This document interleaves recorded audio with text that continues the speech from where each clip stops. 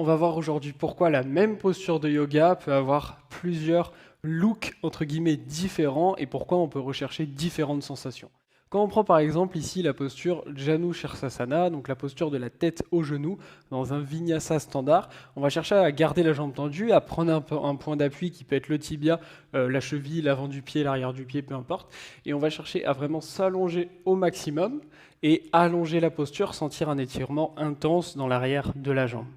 Quand on vient faire du yin yoga, à l'inverse, on va complètement arrondir le dos, on ne va pas prendre de point d'appui et on va aller chercher vers l'avant. C'est complètement différent. L'étirement va être un petit peu moins intense sur l'arrière de la jambe, mais on va sentir l'étirement sur toute la ligne de l'arrière du corps, ok, la backline, qui va remonter jusqu'au sommet du crâne.